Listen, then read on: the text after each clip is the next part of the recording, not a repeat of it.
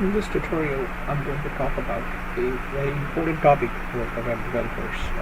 It is about measuring the client-side performance of your pages. Because the users who are using your application, they are not interested in knowing what technologies you use, what language you program in, or what kind of style sheets you're using. As far as user is concerned, they only really care about is how fast your pages perform, how quickly they can look at the information on your web application, how quickly they can access data. So it's important that when some users complain that your pages are slow, you have to understand what is slow and what are those numbers that really mean slow. Google's Chrome engine provides wonderful development tools that can make getting this information easy. So today I will show you how to use Chromium's developer tools to measure the client-side performance of your web pages. Since Microsoft's Chromium Edge also uses Chromium engine, so you can use the same set of tools if you are trying to measure the performance in Chromium and any other browser that uses Chromium engine. You can use the same set of tools. So let's look at those tools first. To look at, have the browser open, and if you click over here, you will see a menu where you will see more tools. If you click on it, you will see developer tools. If you click on it, you will have a screen that is open on the right side come up. The important tab for you to measure the performance is the performance tab. If you click on it, you will see this page which has two icons. One is the reload button. What this button does is it will reload the page that is currently open, and it will profile that page only.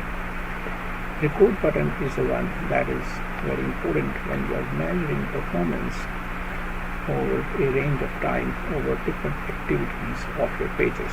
So in this example, I'm going to see that how long does it take for a user to enter the login information and after login my home page to appear. So make sure that you have the URL of your application open before you click on the record button, because what it will do is it will record the activity for that URL. If you have some other URL open, it will not record your application. So now we're going to start the recording. I'm going to click on the record button. You can see it has started profiling. I am going to enter my login information.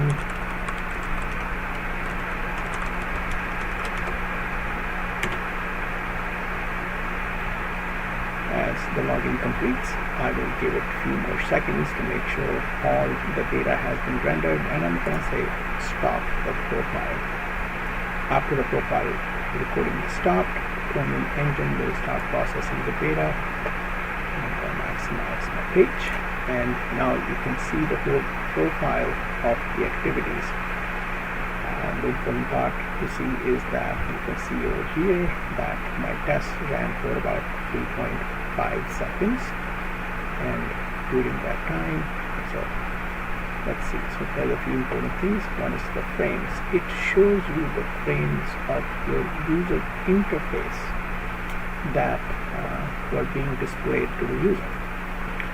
The next one is that over here where you can see the timeline, and I'm going to you can drag this timeline all the way to the start. So only shows up 3 seconds, but for the whole activity to happen, it took about 15 seconds. You can see from here. This is a very important piece of information that you have at the bottom. It shows a summary which tells you how much time the page spent in different activities.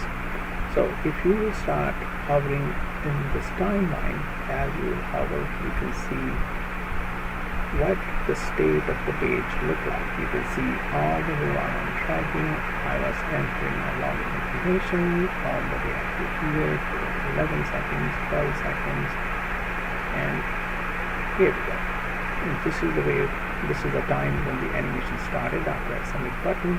So if I really want to measure how much time it took, so this is the point where I clicked it, and I can drag this over here to the end by the time the page appeared. So as you can see, it took about 2.4 seconds for the whole login to complete after I clicked the submit button, and you can see the frames. So this is how easy it is to understand the client-side performance. This is not the only information that you can gather from it, but in the subsequent tutorials I will talk more about how to drill down into individual pieces. I hope this helps you understand how to measure the client-side performance of your web application. I hope